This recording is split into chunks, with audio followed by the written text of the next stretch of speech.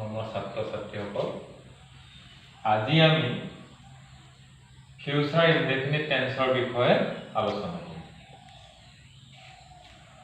Future indefinite tense ভৱিষ্যতে কোনো এটা কাম কৰা হ'ব এনে অৰ্থ প্ৰকাশ কৰা বাক্যৰ ক্ষেত্ৰত এই টেন্স ব্যৱহাৰ কৰা হয়। অসমীয়া ভাষাৰ যিবিলাক বাক্যৰ শেষত ম, ব, বা আদি উচ্চাৰণ থাকে তেনেবিলাক বাক্যই ইংৰাজীত ফিউচাৰ ইনডেফিনিট টেন্স হয়। যেনে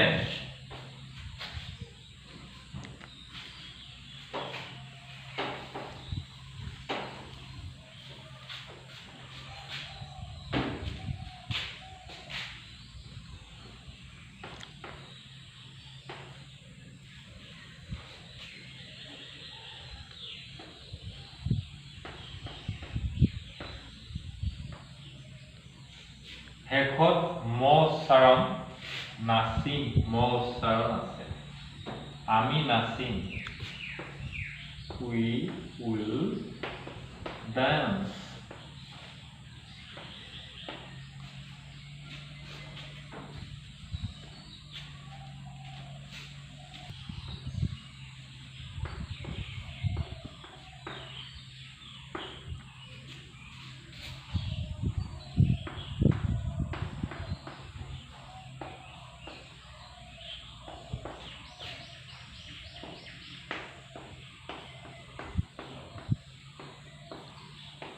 পঢ়িব ৰীনাই উপন্যাসখন পঢ়িব শেষত ব উচ্চাৰণ আছে।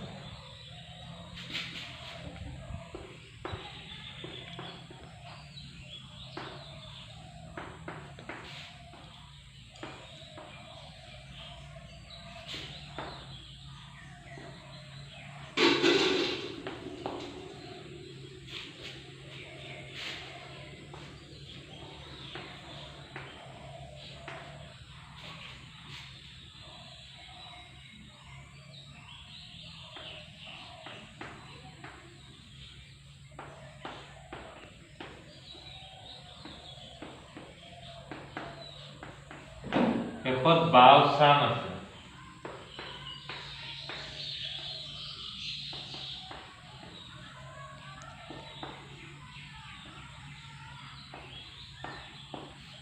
You will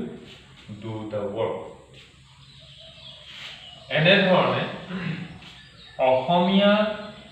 ভাষাৰ যিবিলাক বাক্যৰ শেষত ম,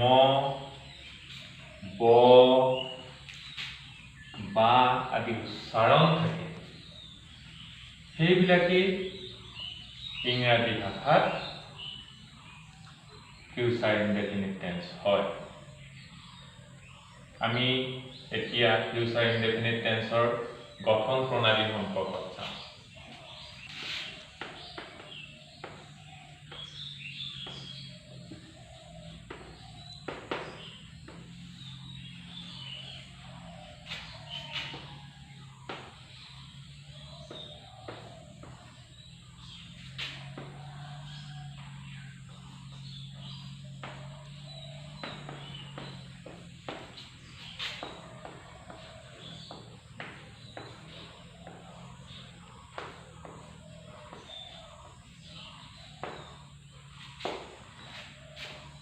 ফিউচাৰ ইনডেফিনিট টেন্স গঠন কৰিবৰ কাৰণে আমি এই ফৰ্মেশ্যনটো ব্যৱহাৰ কৰিব। সাবজেক্ট অৰ্থাৎ কৰ্তা,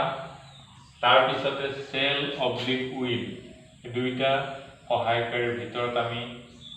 এটা ব্যৱহাৰ কৰিব লাগিব। তাৰপৰা মেইন ভাৰ্বটো প্ৰেজেণ্ট ফৰ্মত আমি ব্যৱহাৰ কৰিব লাগিব। তাৰপিছতে আমি অবজেক্ট ব্যৱহাৰ কৰিব লাগিব। অৰ্থাৎ subject plus shall oblique will plus present form of main verb plus object এই ফৰ্মেশ্যনটো ব্যৱহাৰ কৰি আমি ফিউচাৰ ইনডেফিনিট টেন্স গঠন কৰিব পাৰোঁ। ফিউচাৰ ইনডেফিনিট টেন্সৰ বাক্যসমূহ এই ফৰ্মেশ্যনত গঠিত হৈ থাকে। উদাহৰণ হিচাপে আমি অথনি উল্লেখ কৰিছিলোঁ যে ৰীনা উইল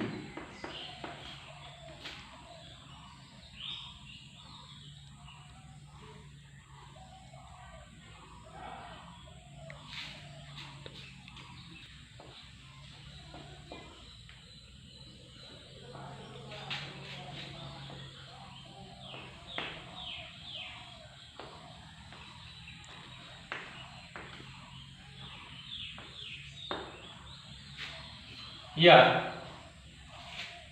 এই বাক্যটোত ৰীনা উইল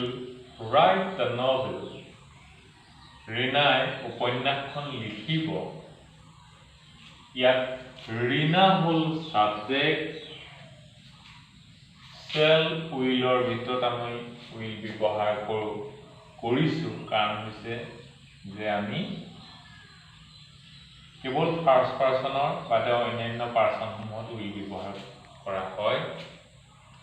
তাৰ পিছতে আহিলে present form of main verb write verb to present form আমি ব্যৱহাৰ কৰিছোঁ দ্য নভেল হৈছে অবজেক্ট অৰ্থাৎ সাবজেক্ট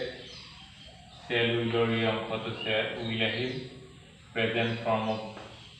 মেইন ভাৰ্ব আহিলে অবজেক্ট দ্য নভেল এনে ধৰণৰ অৰ্থাৎ 1 2 3 4 এই চাৰিটা অংশ 1 2 3 4 এই চাৰিটা অংশ যোগ কৰি ফিউচাৰ ইনডেফিনিট টেন্স গঠিত হয় ফিউচাৰ ইনডেফিনিট টেন্সৰ বাক্যসমূহ আমি যদি পেসিভ ভয়েসলৈ ৰূপান্তৰিত কৰিব বিচাৰো তেনেহলে আমি কি কৰিব লাগিব ইয়াৰ পেসিভ ফৰ্মেশনটোৰ বিষয়ে জানিব লাগিব গতিকে ফিউচাৰ ইনডেফিনিট টেন্সৰ বাক্যসমূহ পেসিভ কৰিবলৈ হলে আমি জানো যে টেন্সৰ যেটো এক্টিভ ভয়েসৰ যেটো অবজেক্ট থাকে সেই অবজেক্টটো সদায় সাবজেক্টৰ স্থানলৈ আনিব গতিকে আমি এতিয়া পেসিভ ফৰ্মেশনটো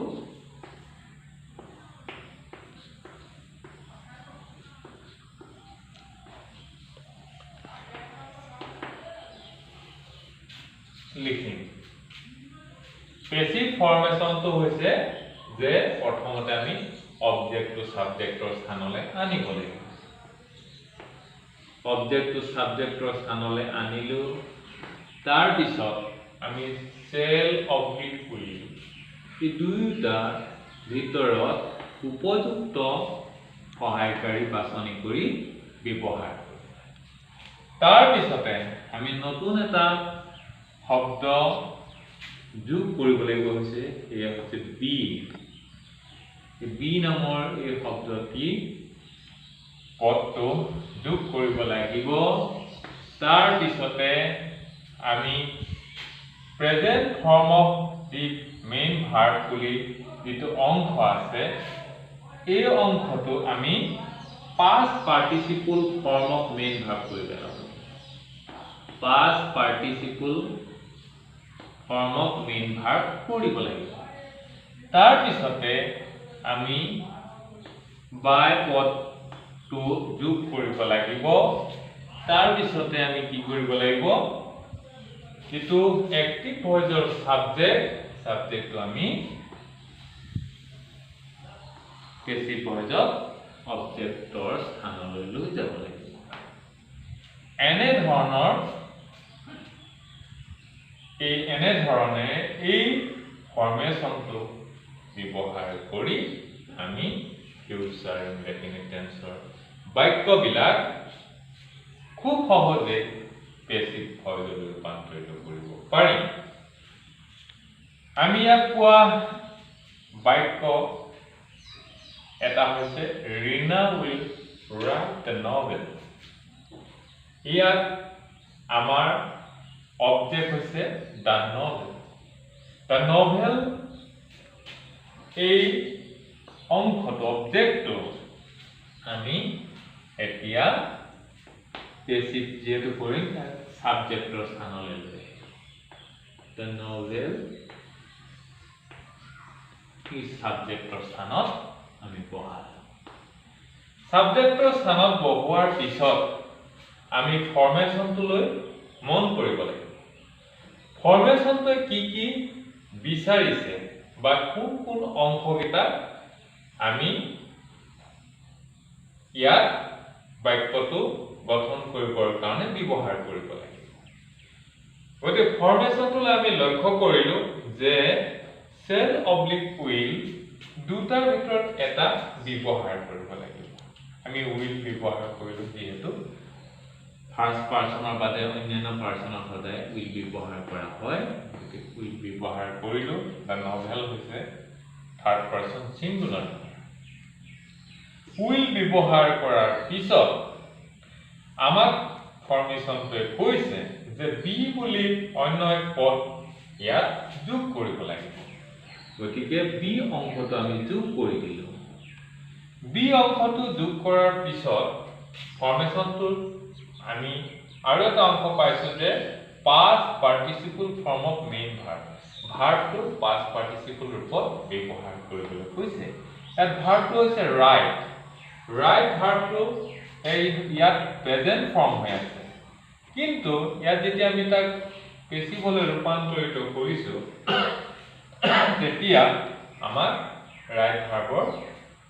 past participle ফৰ্মটো লাগে বুলি কৈছে গতিকে past participle ফৰ্মটো হৈছে written গতিকে write ভাৰ্বৰ past participle ফৰ্ম হৈছে written তাৰ পিছতে আমাক ফৰ্মেশনটোৱে কৈছে যে বাই নামৰ পদটো সংযোগ কৰিব লাগিব ইয়াত তাৰ পিছতে আমাক অবজেক্টটো লাগিব অবজেক্টটো ক'ত থাকিব আমাৰ সাবজেক্টৰ স্থানতে থাকিব সাবজেক্ট আমাৰ ৰীনা আছিল গতিকে আমি ৰীনাক অবজেক্টৰ স্থানলৈ লৈ গলো এনে ধৰণে খুব সহজ পদ্ধতিৰে সহজভাৱে আমি ফিউচাৰ ইনডেফিনিট টেন্সৰ বাক্যবিলাক পেসিভ ভয়েসলৈ ৰূপান্তৰিত কৰিব পাৰিম আমি টেন্স আৰু ভয়েস সেন্স বিশেষকৈ টেন্স আৰু ভয়েস সেন্স একেলগে আমি এই কাৰণে শিকিছো যে প্ৰতিটো টেন্সৰ কৰিব পৰা যায় কৰ্তাক প্ৰাধান্য দি বাক্য বনোৱাৰ যেনেকৈ ফৰ্মেশন আছে ঠিক তেনে ধৰণে কৰ্মক প্ৰাধান্য দিও অবজেক্টক প্ৰাধান্য দিও বাক্য বনাব পৰা যায় গতিকে অবজেক্ট বা কৰ্মক প্ৰাধান্য দি যি বাক্য গঠন কৰা হয় ই হৈছে পেসিভ ভয়েস আৰু কৰ্তাক প্ৰাধান্য দি যি বাক্য গঠন কৰা হয় ই হৈছে এক্টিভ ভয়েস আৰু এক্টিভ ভয়েসটো হৈছে টেন্সৰ ফৰ্মেশন অন্য এটা আমি উদাহৰণ এতিয়া চাওঁ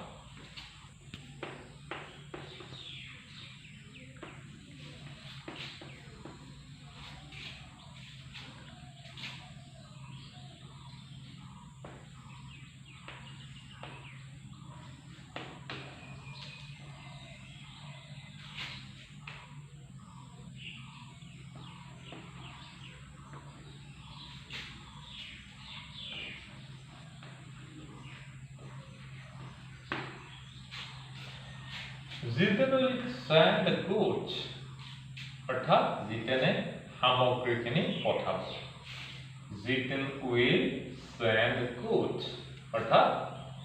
জিতেনে সামগ্ৰীখিনি পঠাব এই বাক্যটোত জিতেন হল সাবজেক্ট সেল উইল আছে present form of main verb send আছে দ্য গুডস ইজ এতিয়া আমি এই বাক্যটো পেসিভ ভয়েসলৈ ৰূপান্তৰিত কৰিম গতিকে আমি গম পাইছো যে দা গুডস এই অংশটো ইয়াত অবজেক্ট অংশটো আমি সাবজেক্টৰ স্থানলৈ প্ৰথমতে নিব লাগিব তেতিয়া ই কৰ্ম প্ৰাধান্য দিয়া বাক্য অৰ্থাৎ পেসিভ ভয়েসলৈ ৰূপান্তৰিত হ'ব গুডস এই অংশটো আমি সাবজেক্টৰ স্থানলৈ আনিলো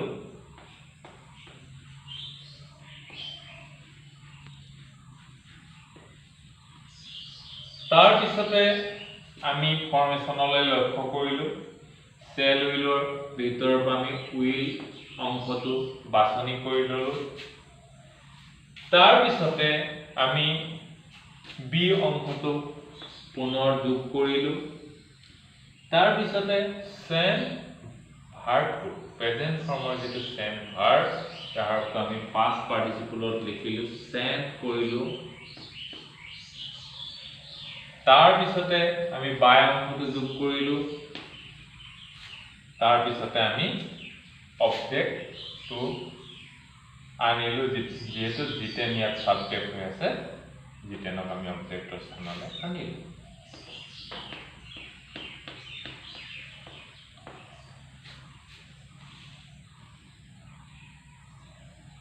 The goods will be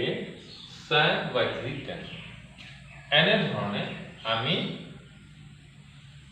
future indefinite tenseৰ যিবিলাক বাক্য এই বাক্যবিলাক পেছিভ ভয়েসলৈ ৰূপান্তৰিত কৰিব পাৰো কেতিয়াবা হয়তো কোনো এক বাক্য এই পেছিভ ফৰ্মেশনত থাকিব পাৰে আমি তেতিয়া কি কৰিব লাগিব পেছিভ ফৰ্মেশনৰ বাক্যবিলাক যদি আমি এক্টিভ ভয়েসলৈ নিব বিচাৰো এই ফৰ্মেশনলৈ ৰূপান্তৰিত কৰিব লাগিব উদাহৰণ হিচাপে আমি চাওঁ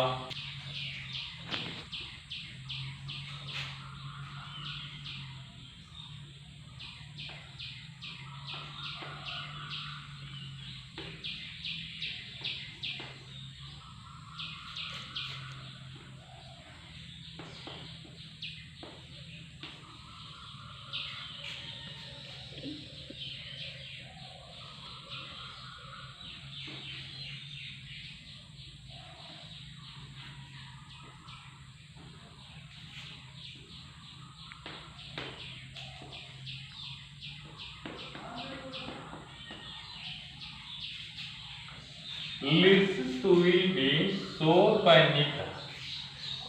Yes, subject of the Lysi, cell oblique will আছে তারপর be আছে past participle verb sold আছে তারপর by আছে তারপর Nita আছে কিন্তু এটা কথা তোমালোকে মন কৰিব লাগিব যে আমি যেতিয়া future indefinite tenseৰ বাক্যবিলাক পেছিভৰ পৰা এক্টিভলৈ নিম তাত কোন কেটা অংশ অপ্ৰয়োজনীয় এই কথাটো আমি কোন প্ৰথমে লক্ষ্য কৰিব লাগিব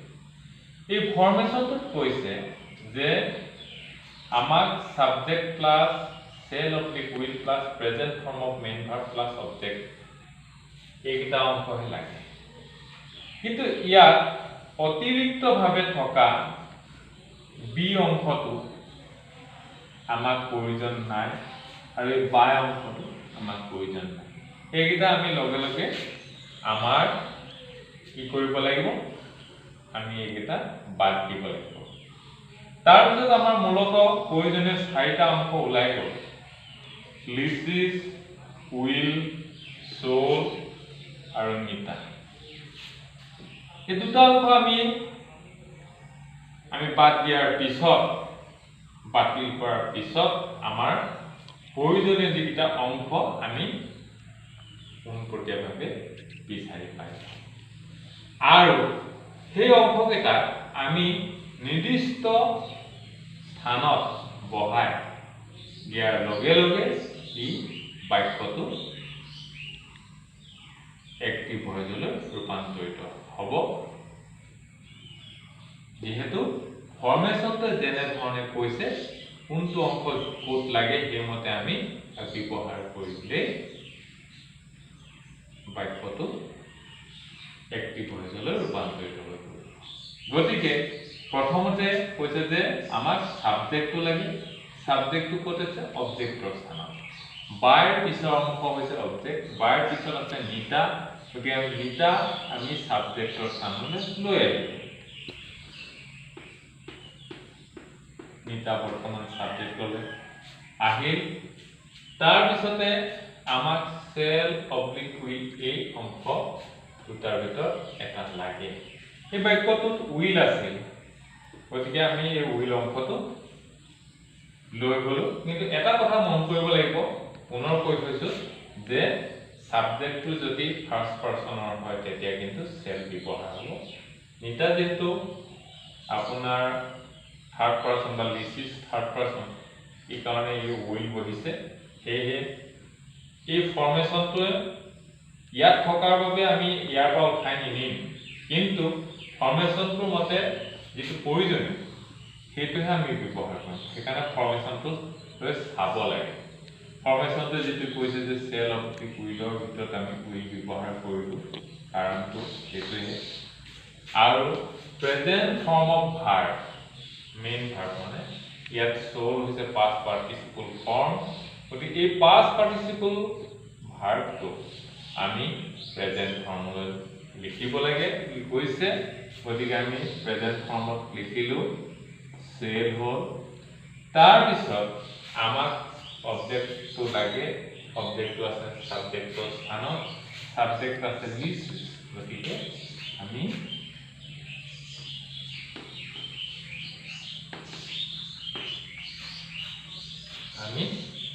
অবজেক্টৰ স্থানত লিখি লিখি গতিকে নিউট্ৰাল সেল লিস্ট গতিকে আমি যেটো এক্টিভ ভয়েসলৈ ৰূপান্তৰিত কৰিব বিচাৰিছিলো যি অৰ্থ প্ৰকাশ কৰিব বিচাৰিছিলো এই অৰ্থ এই বাক্যতে প্ৰকাশ কৰিছে নিউট্ৰাল সেল লিস্ট নিউট্ৰাল লিস্ট বিক্ৰী কৰিব আৰু এটা আমি উদাহৰণ চাওঁ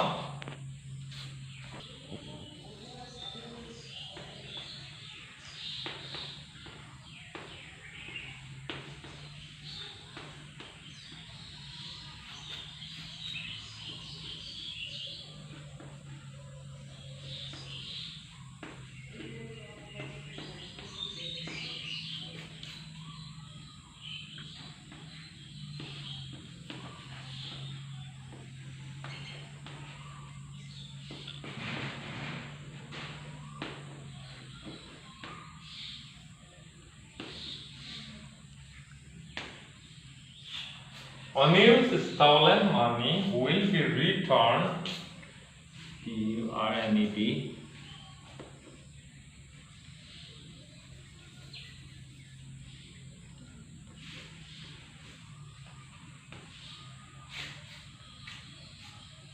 by Hari Singh. Anil's stolen money will be returned by Hari Singh. ইয়াত উইলৰ পিছৰ অংশ আগৰ অংশ আছে অনিল's stolen money এই গোটেই অংশটো ইয়াত সাবজেক্ট হৈ আছে তাৰ পিছত বিৰ পিছত থকা অংশটো হৈছে past participle form of main verb আৰু by আগত থাকিব বিৰ পিছত আছে return আৰু by আগত আছে return গতিকে এই অংশটো হৈছে past participle form of main verb তাৰ পিছতে by পিছৰ অংশটো হৈছে object Hari Singh হৈছে object গতিকে আমি এতিয়া এই ফৰ্মেশনটো বিশ্লেষণ কৰি গম পালো যে আমুক আমুক অংশকেইটা আমুকত আছে গতিকে প্ৰথমতে আমি আমাক অবজেক্টটো লাগে অবজেক্ট হৈছে Hari Singh বাইৰ পিছৰ অংশ হৈছে আমি বাইৰ পিছত পাইছো Hari Singh এই গতিকে এই অংশটো হৈছে অবজেক্ট এই অবজেক্ট অংশটো প্ৰথমতে আমি কি কৰিব লাগিব সাবজেক্টৰ স্থানলৈ নিব লাগিব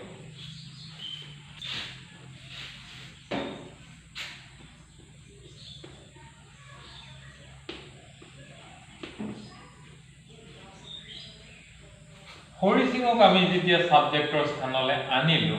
তাৰ পিছত আমি যেতিয়া যিটো ফৰ্মেশনত আমি বাক্যটো গঠন কৰো এই ফৰ্মেশনটোলে সদায় মন কৰিব লাগে আমি এতিয়া এক্টিভত মানে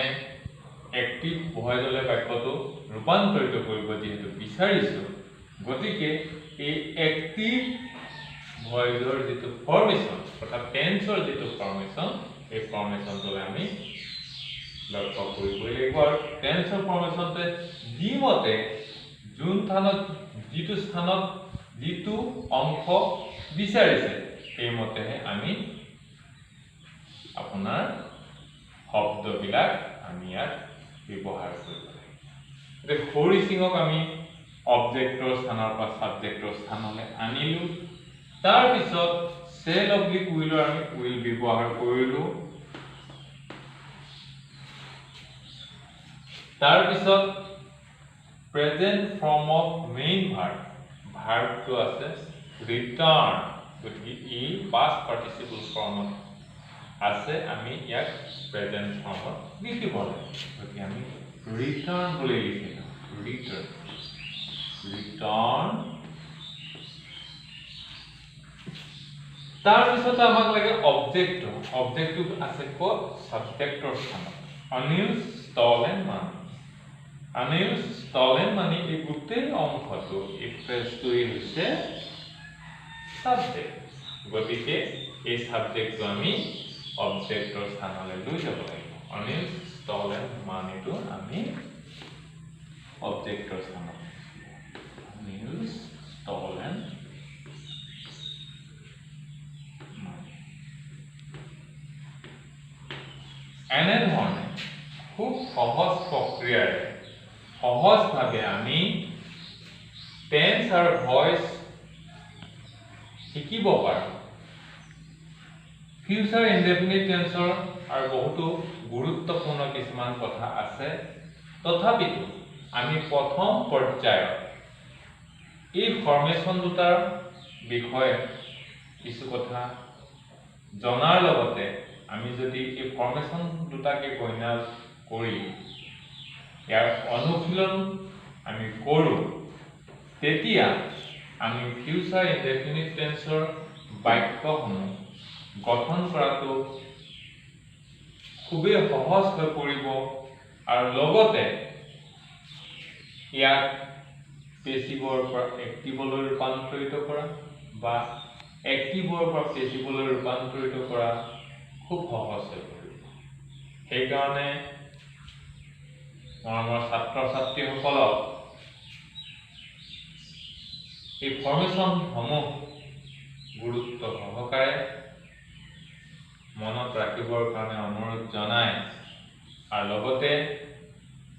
কিছু সময় উলিয়াই নিয়মীয়াকৈ এই ফৰ্মেশ্যনসমূহ ব্যৱহাৰ কৰি টেন্সৰ বিষয়ে তেওঁলোকৰ দৈনন্দিন জ্ঞানৰ পৰিসৰ বৃদ্ধি কৰিবৰ কাৰণে মোৰ ফালৰ পৰা অনুৰোধ জনাই আজি পাঠ ইমানতে সামৰণি।